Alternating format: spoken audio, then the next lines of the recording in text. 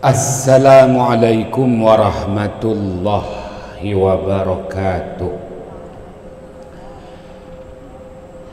Bismillahirrahmanirrahim. Wabihi nasta'in ala umurid dunya wad din. Alhamdulillah wa salamun ala ibadihi allazina astafa, amma ba'd. Tuan-tuan haji, puan-puan hajah, ustaz, ustazah, hadirin hadirat yang dirahmati Allah, kita panjatkan kesyukuran kehadrat Allah Subhanahu wa taala.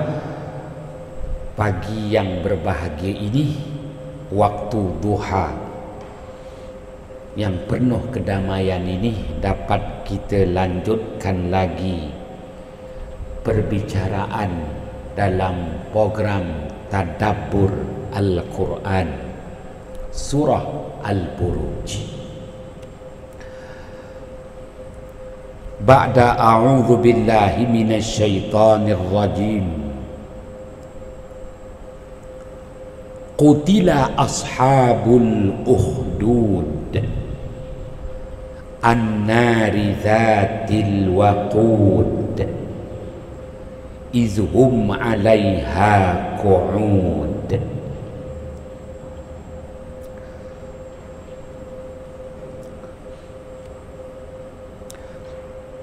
Ayat yang keempat surah Al-Buruj, Allah Subhanahu wa taala berfirman,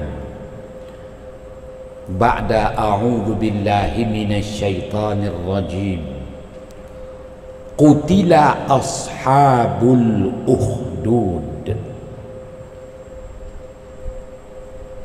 dilaknat, dikeji, lalu dibunuh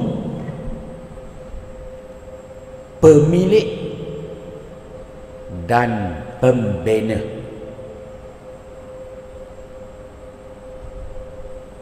parit maut yang membunuh manusia yang tidak berdosa, dilaknat, dikeji, dan akhirnya dibunuh. Raja bersama dengan bala tenteranya yang telah membina parit maut, parit yang membunuh manusia-manusia yang tidak berdosa. Allah Maha Berkuasa.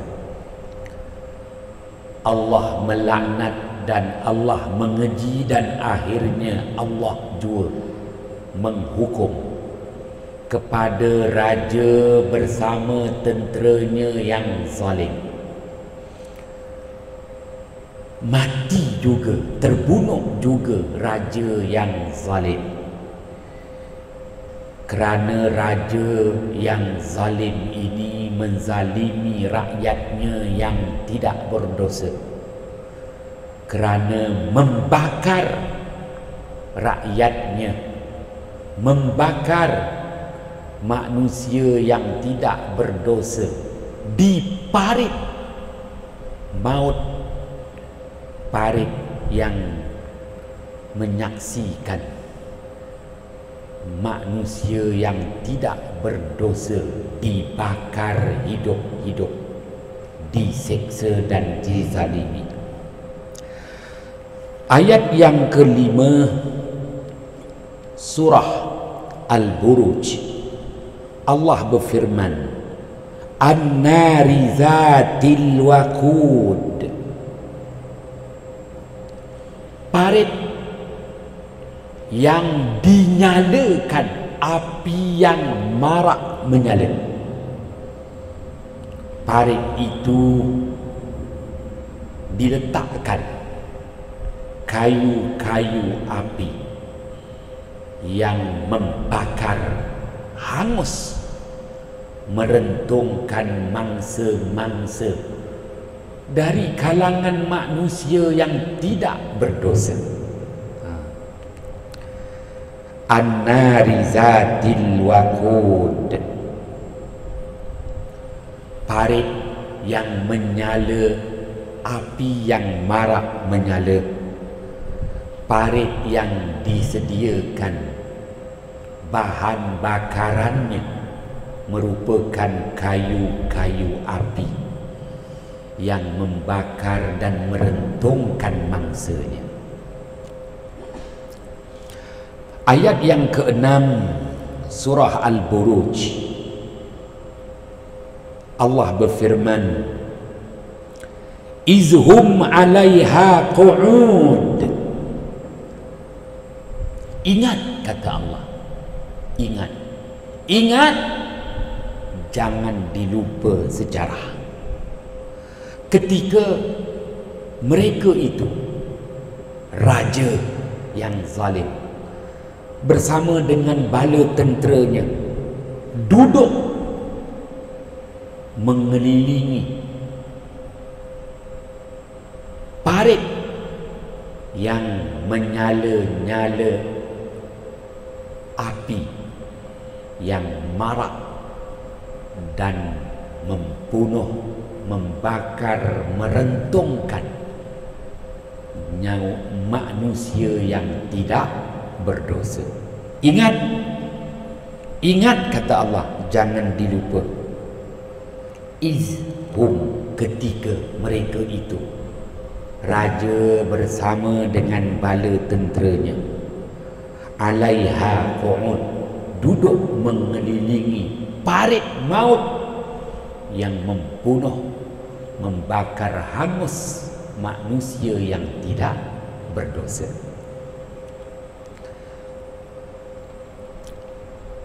Ayat yang ke-7 surah Al-Buruj, Allah berfirman,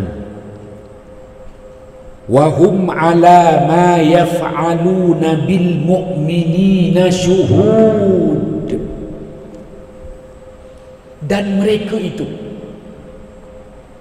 raja yang zalim bersama dengan bala tenteranya,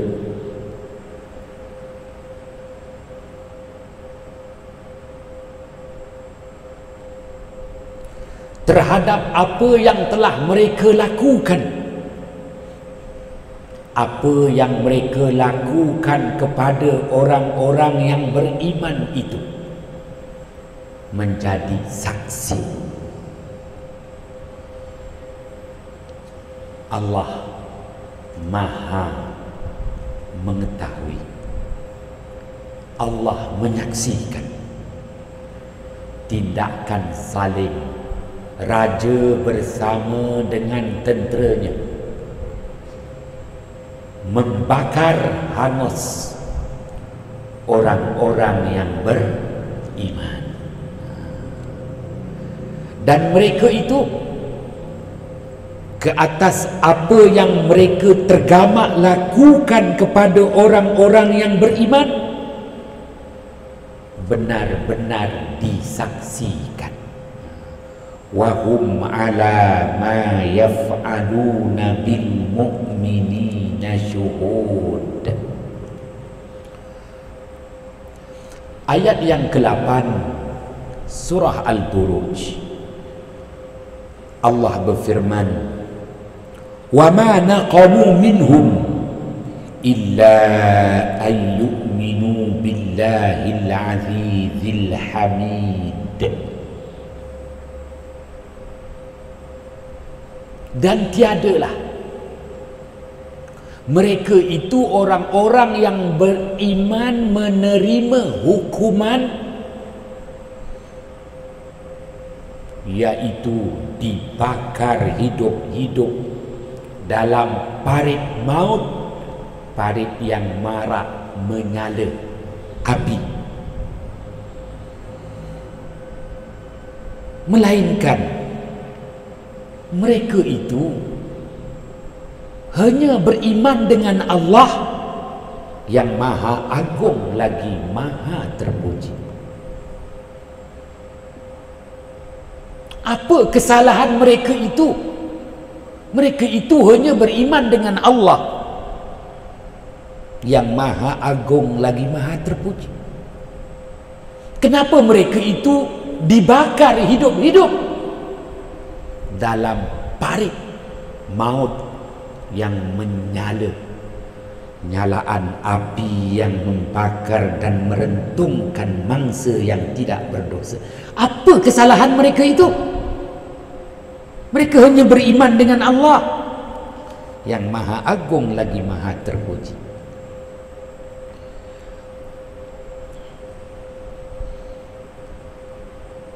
Ayat yang ke-9 surah Al-Buruj, Allah berfirman, Allazi lahu mulkus samawati wal ard wallahu ala kulli syai'in syahid.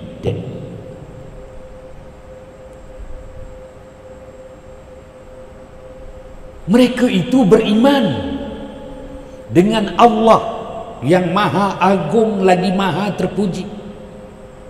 Allah jualah Tuhan yang memiliki dan Tuhan yang memerintah 7 petala langit dan bumi. Allah jualah atas segala sesuatu, benar-benar menyaksikan.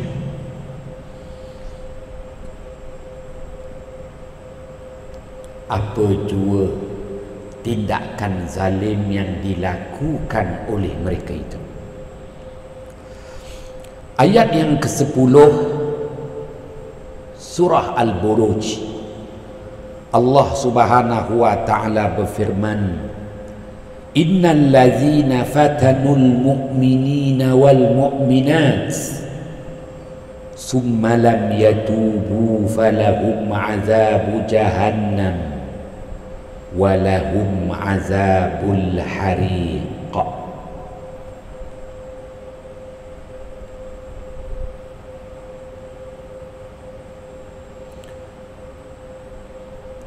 Artinya bahwasanya orang-orang yang memfitnah akan orang-orang yang beriman, lelaki maupun wanita, bahwasanya orang-orang yang sanggup tergamak melakukan kejahatan, melakukan kezaliman, melakukan keburukan, memfitnah mereka itu akan orang-orang yang beriman dari kalangan lelaki dan wanita. Dan mereka yang memfitnah, menzalimi orang-orang yang beriman itu tidak bertaubat terhadap apa yang telah tergamak mereka itu lakukan. Selagi mana mereka itu tidak bertaubat, maka bagi mereka itu azab neraka jahanam, dan bagi mereka itu azab yang amat membinasakan. Ayat yang ke-10 surah Al-Buruj. Baiklah, kita dah mulakan dengan ayat yang ke-4 surah Al-Buruj dan diterjemahkan hinggalah kepada ayat yang ke-10 surah Al-Buruj.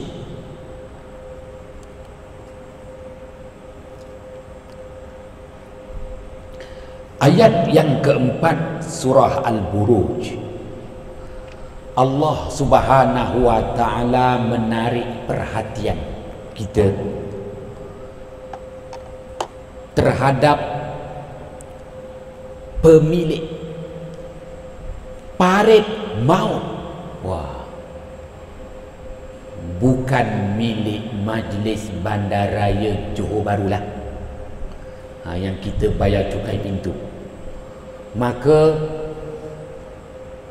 dinyatakan oleh penafsir seorang tokoh yang tersohor lagi masyhur, Al-Syaikh Al-Imam Muhammad As-Sawi Al-Maliki, yang wafat pada tahun 1175 Hijrah, 1175 Hijrah. Sekarang 1442 Hijrah. Maknanya hampir 300 tahun yang lalu, seorang tokoh ulama tafsir yang tersohor lagi masyhur, Al-Syaikh Al-Imam Muhammad As-Sawi Al-Maliki, menafsirkan dengan tafsir bil riwayah, berdasarkan riwayat, dan mengambil kira makna-makna kalimah daripada tafsir Al-Jalalain, tafsir yang dikarang oleh dua tokoh ulama, Al-Syaikh Al-Imam Jalaluddin Al-Mahalli, wafat pada tahun 864 Hijrah, dan Al-Syaikh Al-Imam Jalaluddin As-Suyuti, wafat pada tahun 911 Hijrah. Nak kena sebut begitu. Baik, menjelaskan bahawa ayat yang keempat surah Al-Buruj, Allah Subhanahu wa ta'ala menarik perhatian kita berhubung tentang pemilik, bukan pemilik angsana maupun angsini, pemilik parit maut. Parit yang dinyatakan lagi pada ayat 5 surah Al-Buruj, parit yang digali begitu dalam dan diletakkan kayu-kayu api dan dinyalakan marak menyala. An-nari zatil waqud. Siapa pemilik itu? Dalam riwayat menyatakan dinasti Raja Parsi, yang Allah Ta'ala juga tidak menyebut pada ayat yang keempat dan ayat yang kelima siapa nama Raja Parsi yang zalim itu. Cukup dengan Allah menarik perhatian menyatakan pemilik parit maut. Dan di sini Allah Subhanahu wa ta'ala kemukakan kepada kita pemilik dan pembina dan penggali dan penyelenggara parit maut, menunjukkan bahawa parit itu digali, dibina bukan sembarangan. Ianya sebagai tempat untuk menjatuhkan hukuman mati, bukan dengan cara digantung, tetapi hukuman mati dibakar hidup-hidup dalam parit yang digali amat dalam, diletakkan wakud, kayu-kayu api yang marak menyala. Sesiapa yang dijatuhkan hukuman, dibakar hidup-hidup, mandatory. pastinya rentung dengan bakaran api yang marak menyala. Maka ayat keempat dan ayat kelima, Allah Subhanahu wa ta'ala mengambil perhatian kita umat akhir zaman berhubung tentang lembah maut. Tapi lembah maut di sini adalah parit maut, parit di mana hukuman dijatuhkan. Ya, manusia yang tidak berdosa bakal menjadi mangsa. Kenapa manusia yang tidak berdosa dihukum? Pastinya manusia itu tidak memenuhi SOP Raja Parsi yang zalim. Apa SOP dia? Maka Raja Parsi yang zalim ini, oleh kerana dia dah menguasai Parsi, dia dah begitu kaya raya, begitu berkuasa, dia sesat dan menyesatkan manusia. Dhal wa adal, dhalun wa mudil. Kenapa pula? Dia mengulangi sikap Fir'aun. Apa dia sikap Fir'aun? Fir'aun apabila dah terlalu berkuasa dan terlalu kaya, mengisytiharkan dirinya sebagai Tuhan. Ana Rabbiyal A'la, aku Tuhan yang maha tinggi. Maka Raja Parsi pun sama juga. Dia dah ikut perangai Raja Fir'aun. Dia mengaku sebagai Tuhan. Wahal bukan Tuhan, Tuhan tu. Maka sesiapa yang tidak mempercayai dia sebagai Tuhan, Raja Parsi ini, hukumannya dibakar hidup-hidup dalam parit maut. Wah, tuan-tuan yang dirahmati Allah, maka ketika tu tak ada kuasa pilihan raya, tak boleh, tak boleh, tak ada kebebasan agama di situ. Semua rakyatnya wajib mengakui dia tu Tuhan tu. Kalau ada bukti-bukti daripada kepolisan maupun ketenteraan, unit risikan menyatakan ada rakyatnya yang menolak kepercayaan dia sebagai Tuhan, maka rakyat itu bakal dibakar hidup-hidup dalam al-ukhdud an-nari zatil waqud, bakal dihukum. Baiklah, Allah Subhanahu wa ta'ala melanjutkan lagi firman-Nya pada ayat yang ke-6. Sekali ini Allah Subhanahu wa ta'ala menghendaki agar kita umat akhir zaman, umat Muhammad sallallahu alaihi wasallam memahami sejarah, faham sejarah. Apa dia? Hari ini dalam sejarah dah tak ada lagi dah. Yang ada laporan sidang akhbar perkembangan COVID-19 dari jam 5 petang ke 5:30 petang. Baik, sejarah Allah Subhanahu wa taala nyatakan sejarah. Pun begitu Allah Subhanahu wa taala tak nyatakan kepada kita kalau sejarah mesti ada tarikh. Allah taala tak sebut tarikh. Dan kalau sejarah mesti ada tempat.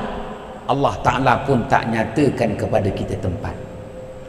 Tetapi Allah Subhanahu wa taala nyatakan kepada kita, jelaskan kepada kita tindak tanduk zalim Raja Parsi bersama dengan bala tenteranya. Izhum 'alaiha qu'ud.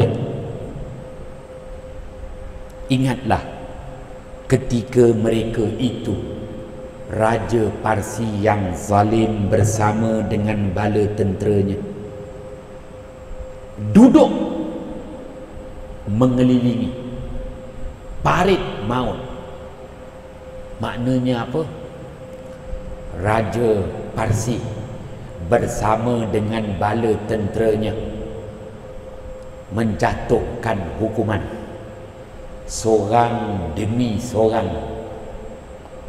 rakyatnya yang mana menolak dia sebagai Tuhan tu akan dihumban dalam parit maut yang marak menyala, membakar dan merentungkan mangsa.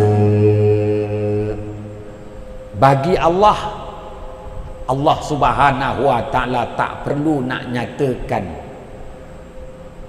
tarikh bilakah perilaku itu, begitu juga tempatnya, tetapi cukup dengan Allah menyatakan apakah tindakan zalim yang tidak peri kemanusiaan yang tergamak mereka itu lakukan, dan pastinya akan mendapat balasan di sisi Allah Subhanahu wa taala.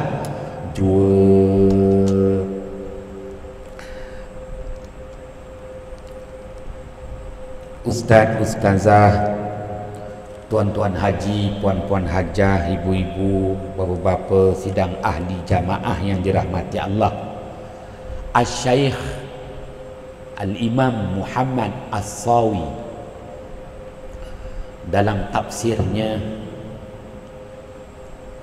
yang wafat pada tahun 1175 Hijrah mengemukakan kepada kita hadis riwayat Imam Muslim, hadis riwayat Imam Ahmad, hadis riwayat Imam At-Tirmizi, hadis riwayat Imam An-Nasai, yang mana Rasulullah SAW menceritakan kepada para sahabat apabila turunnya ayat yang keempat dan ayat yang kelima dan ayat yang keenam surah Al-Buruj, maka di situ ada asbabun nuzul, sebab-sebab diturunkan ayat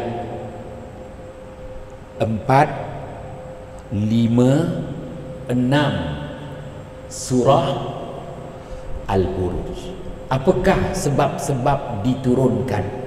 Maka sebab-sebab diturunkan ayat ini, Allah Subhanahu wa taala menceritakan semula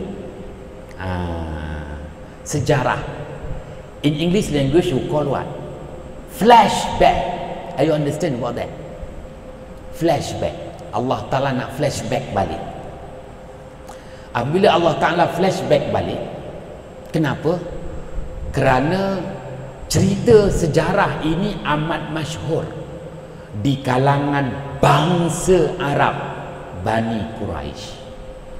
Apabila Allah Ta'ala ceritakan balik sejarah cerita ini, maka bangsa Arab Bani Quraisy yang selama ini mengejek, mengherdik, malah memberi bebanan, tekanan, desakan, dan ada ketikanya memulau dan menyeksa kaum muslimin Makkah ketika itu, umat Islam ketika itu dihalau keluar daripada kota Makkah, maka umat Islam hidup merempat.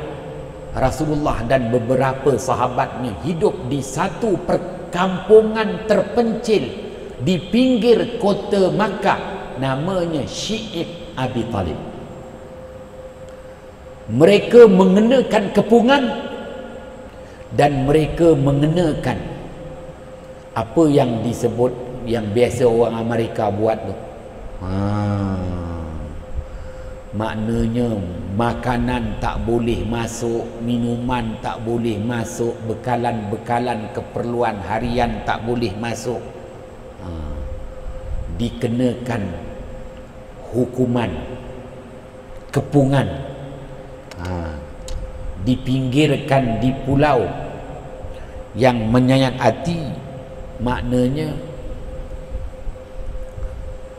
umat Islam ketika itu sama sekali tak boleh berhubung dengan masyarakat luar.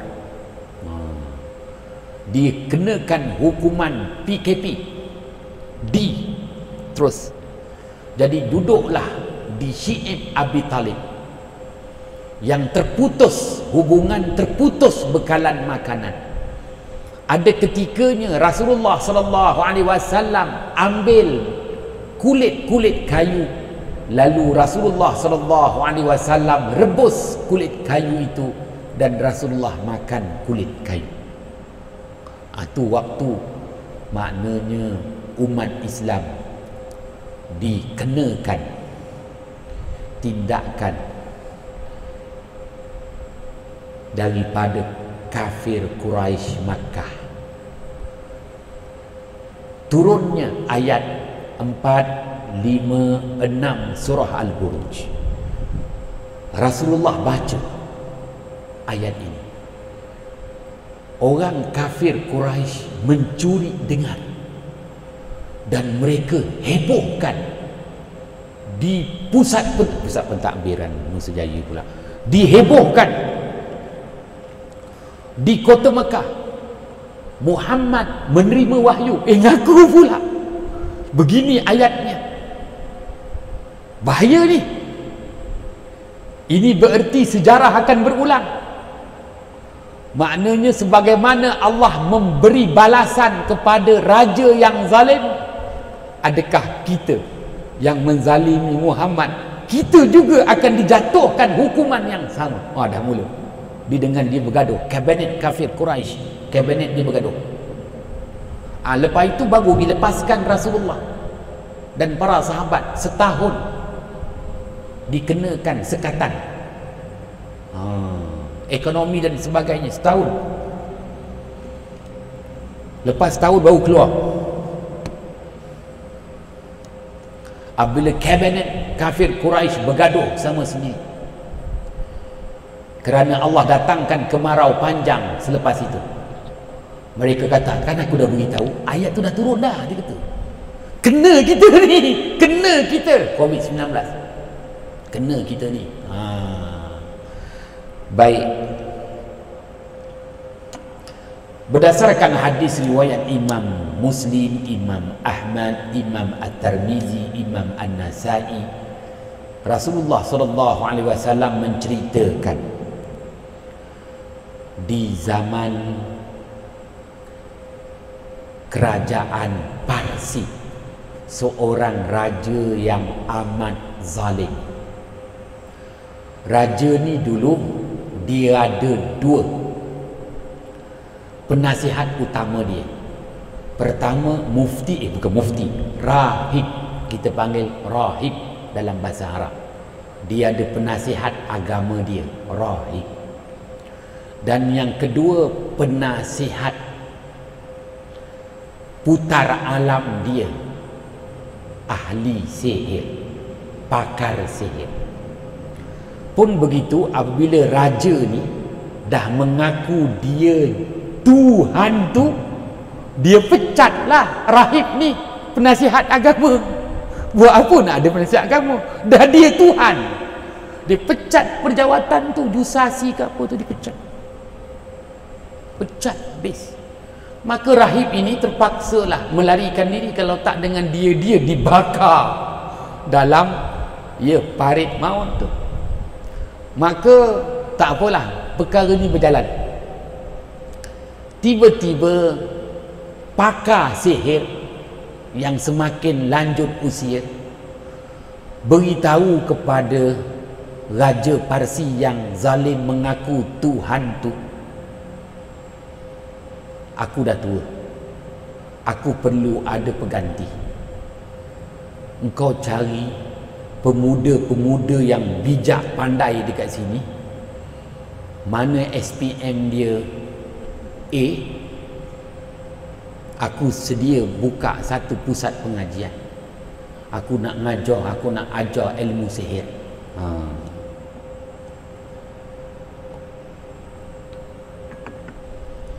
Maka dipilih pemuda-pemuda yang pandai, paling bijak di negara Parsi itu.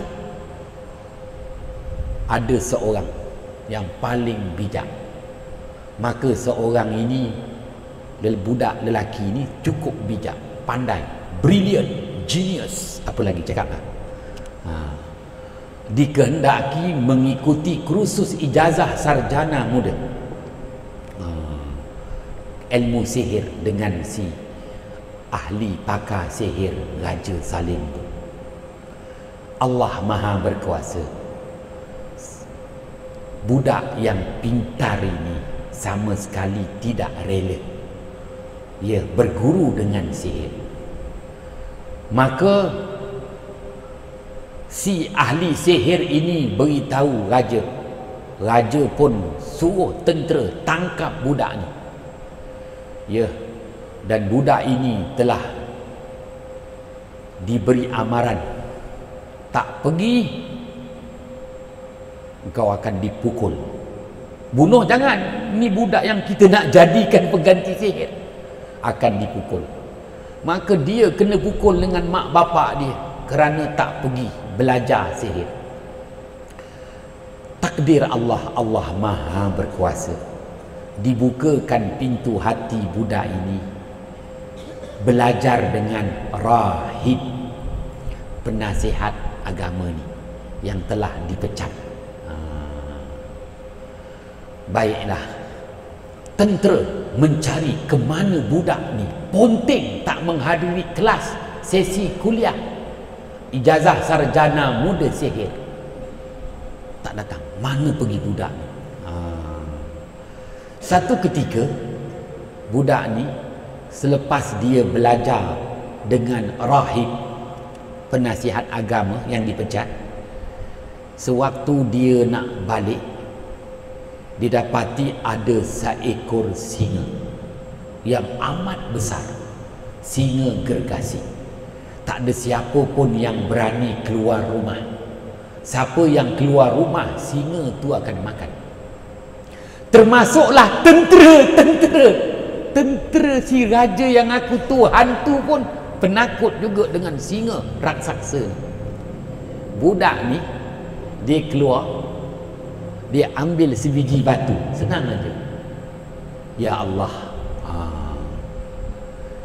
kiranya rahib ini benar dan ahli sihir itu sesat. Moga-moga dengan balingan aku, batu yang kecil ini pun dapat membunuhnya sebagai bukti kebenaran yang ada pada rahib itu. Maka budak ni pun ambil batu, dia pun baling singa. Singa gergasi itu kena batu kecil, mati serta-merta. Wah, semua terkejut. Maka semua terkejut. Jadi tentera tak berani nak kacau budak ni lagi. Kena hebat. Tentera pun takut dengan raksasa, singa raksasa yang tiba-tiba muncul. Budak kecil ni baling batu je. Tapi baling bukan sebarang baling. Macam lantar Jamrah Al-Kubra, Baling bukan sebarang baling. Baling ada erti dan maknanya. Mencari kebenaran. Siapa yang benar? Baik. Raja yang zalim ni, dia banyak PA dia. Tahu tak PA tu apa? Bukan penyapu aku, bukan. PA. Tu bahasa apa PA? Entah. Personal apa? Difficult assistant. Dia kalau Menteri Besar Johor tu PA dia 10 orang tau. Ini raja zalim tak pukul ramai. Salah seorang PA raja ni yang begitu hebat dalam membuat perancangan, buta mata dia. Maka dapat berita budak ni punya hebat. Batu kecil baling pun singa raksasa mati. Dalam senyap-senyap si PA raja ni yang buta mata jumpa dengan budak ni. Apabila jumpa dengan budak tu menyatakan Allah yang menyembuhkan, bukan aku. Rabbi wa rabbukallah, Tuhanku dan Tuhan kamu adalah Allah. Wah. Maka PA yang si buta ni mengakui, Rabbi wa rabbukallah, Tuhan aku dan Tuhan kamu adalah Allah. Bukan raja yang hantu. Tu hantu tu. Maka sembuhlah penyakit. Apabila sembuhnya penyakit buta, PA yang buta ni jumpa dengan raja, terus terang beritahu raja, Rabbi wa rabbukallah, Tuhan aku dan Tuhan kau, wahai rajaku yang mengaku Tuhan tu, Tuhan aku dan Tuhan kamu adalah Allah. Kamu bukannya Tuhan. Marah tuan-tuan. Maka raja pun opnya tangkap semua rakyat. Jatuhkan hukuman bakar hidup-hidup. Itu disebut Ukhdud. Maka raja pun kumpulkan sekuat tentera dia. Apa pun budak ni kita kena tangkap.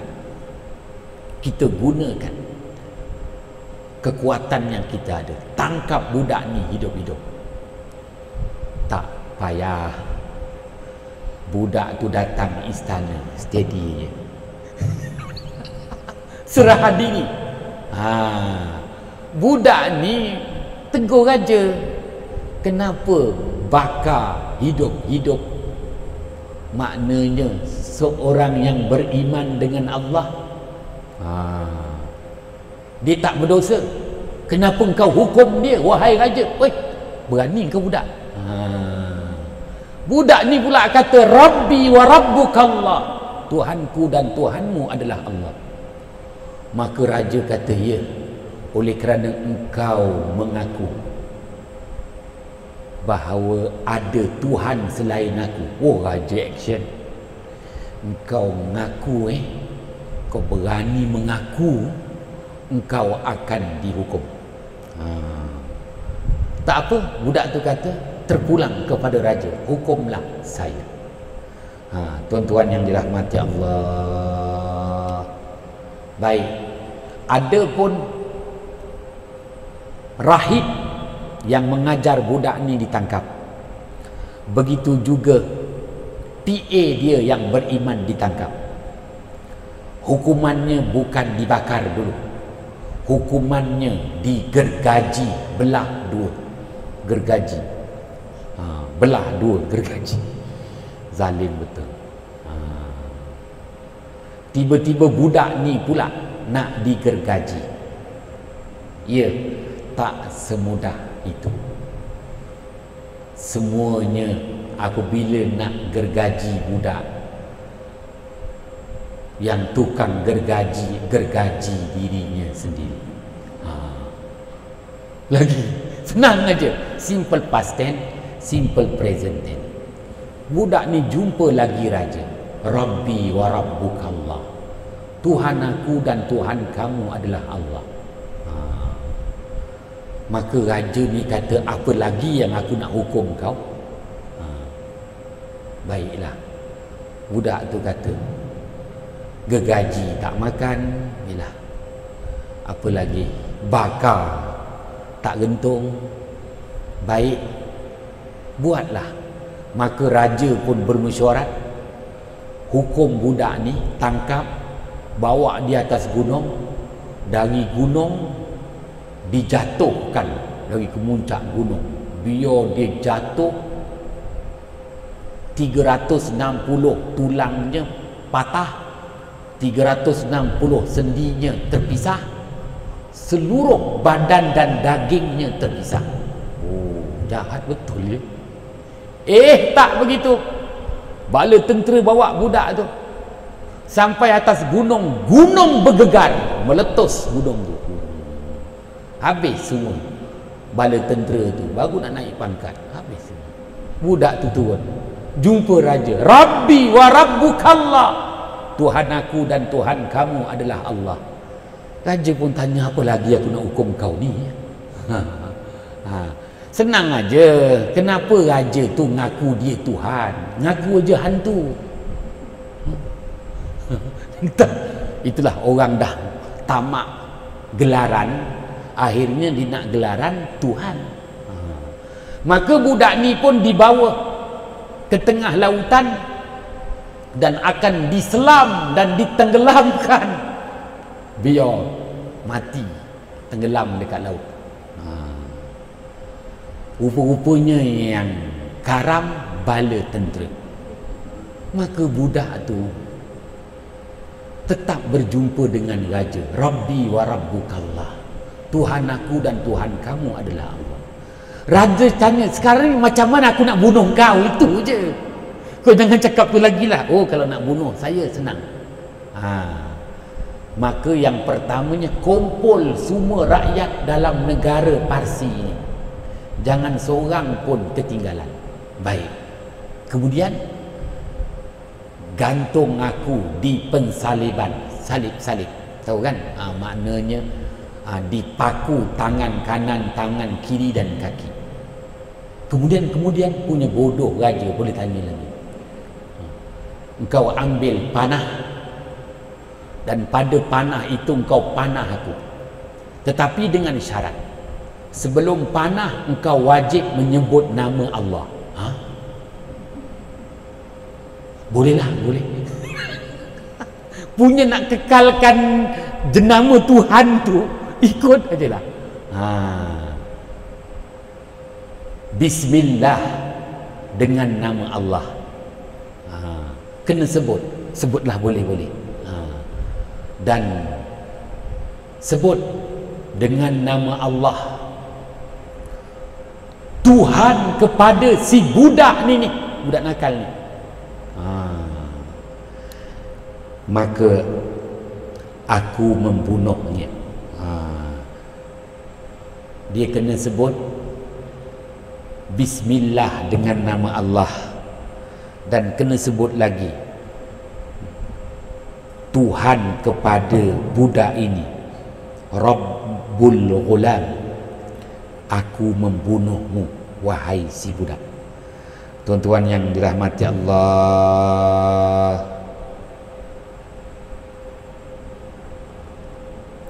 Bismillah Rabbul Ghulam, dengan nama Allah, Tuhan kepada si budak ini.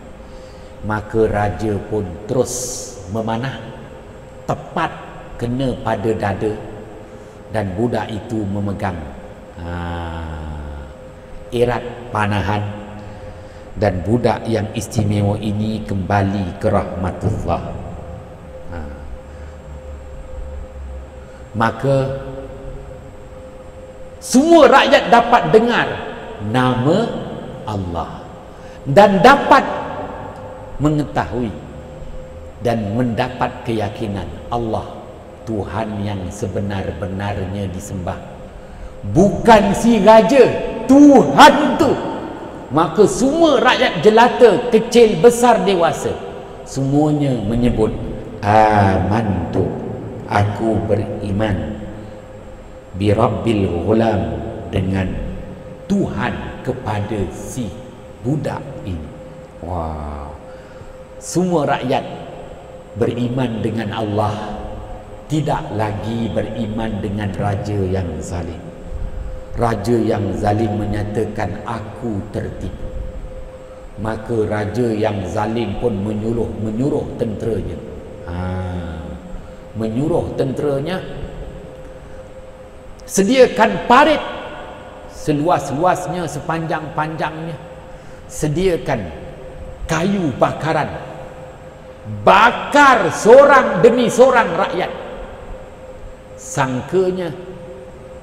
Sangkanya ada rakyat yang takut. Tidak, semua rakyatnya sanggup dibakar hidup. Ada riwayat yang dikemukakan oleh pengarang kitab ini, Al-Syaikh Al-Imam As-Sawi, wafat pada tahun 1175, menyatakan bahawa ada 77 orang VVIP, 77 orang VVIP, maka 10 dan 11 orang sahaja yang mengaku bahawa raja itu adalah Tuhan. Bila nak dibakar 77 ini, kalau 77 ni kabinet ni, semua tu MP, Members of Parliament, 77 tu 10 orang aja yang penakut. Mungkin banyak hartanya apa, tak apa, aku ngaku kau Tuhan. Selebihnya sanggup dijatuhkan hukuman, dibakar hidup-hidup, ceritanya berdasarkan riwayat yang dikemukakan. Baik, kesudahannya apa? Kesudahannya tak ada rakyat yang hidup kecuali 10 orang tu aja, pembodek dia dan bala tentera dia. Jadi tuan-tuan, raja ni dia kena hidup bila ada rakyat. Dengan ada rakyat baru ada produk. Kalau rakyat tak ada produk, dia nak makan apa? Siapa yang beri dia makan? Rakyat. Akhirnya dia mati. Qutila ashabul ukhdud, maka dibunuh raja ni yang zalim ni. Dilaknat, dikeji, akhirnya dibunuh. Bukan orang lain bunuh, tentera dia sendiri bunuh. Tentera dia sendiri yang bunuh dia. Kerana apa? Habis kalau rakyat dah mati, tak ada produk, tak ada income, tak ada pendapatan, raja nak makan apa? Gaji tentera jeneral siapa nak bayar? Allowance. Akhirnya tentera bunuh raja dia sendiri. Allah Maha berkuasa. Tuan-tuan yang dirahmati Allah, maka apabila turunnya ayat ini, kafir Quraisy takut. Wah, dia faham cerita ni cerita masyhur dalam masyarakat Arab, masyhur cerita ni. Jadi turunnya ayat ini di kalangan pembesar-pembesar Quraisy menyatakan bahawa adakah sejarah berulang lagi? Setelah kita menzalimi Muhammad, kita menzalimi orang-orang yang beriman, nanti kita akan menerima balasan. Itu dilepaskan umat Islam. Tuan-tuan yang dirahmati Allah,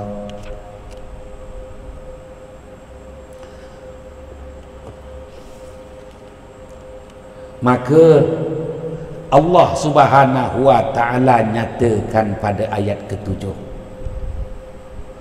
Allah menyaksikan peristiwa yang telah berlaku. Apabila Allah menyaksikan, itu isyarat, maknanya akan menyaksikan sekali lagi.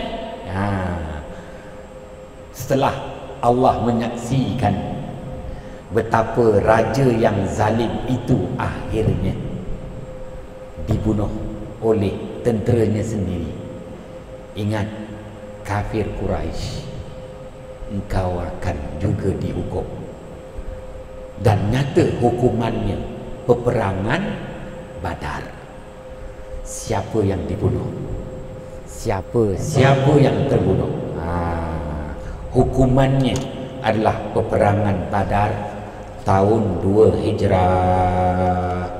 Dan Allah Subhanahu wa taala memberi keinsafan kepada bangsa Arab kafir Quraisy pada ayat yang ke-8 surah Al-Buruj. Apa kesalahan baginda Muhammad? Apa kesalahan orang-orang Islam? Mereka itu hanya beriman dengan Allah. Mereka tak usik pun lah kau punya saham, kau punya jawatan, kau punya pangkat. Tak adalah undi tak percaya pada kau, tak ada. Mereka ini hanya beriman aja dengan Allah. Kenapa kau nak hukum begitu? Ingat kata Allah, sebagaimana Raja Parsi yang zalim menghukum orang yang tak mengaku dia sebagai Tuhan. Ingat kata Allah. Dan ayat yang ke-10, ayat yang ke-9, Allah Subhanahu wa taala isytiharkan kepada bangsa Arab kafir Quraisy, kalau berdegil, ingat Allah yang menguasai, Allah yang memerintah 7 petala langit dan bumi. Allah telah menyaksikan betapa bangsa yang zalim itu Allah binasakan. Wallahu ala kulli syai'in syahid. Dan ayat ke-10, Allah Subhanahu wa taala memberi amaran kepada bangsa Arab kafir Quraisy, sekiranya mereka terus memfitnah, mereka terus menzalimi, mereka terus mengenakan apa jua kesusahan dan keburukan kepada Muhammad dan orang-orang yang beriman, jaga-jaga kata Allah, bukan di dunia sahaja, di akhirat 2 azab jahannam, azabul harid, azab neraka yang amat memedihkan, azab yang membinasakan. Memedihkan lain, membinasakan ketika itu hilanglah pangkat, hilanglah kedudukan, hilanglah harta, hilanglah keistimewaan. Semuanya berubah menjadi penderitaan nanti di akhirat. Walahum azabul harim. Salah silap mohon jutaan kemaafan. Bismillahirrahmanirrahim. Fafahamnaha Sulaiman wa kullan ataina hukman wa ilma wa sakharna ma'a Daudal jibala yusabbihna wa tayra wa kunna fa'ilin. Ya hayyu ya qayyum ya Rabba Musa wa Harun wa ya Rabba Muhammadin sallallahu alaihi wasallam alaihim ajma'in. Assalamualaikum warahmatullahi wabarakatuh.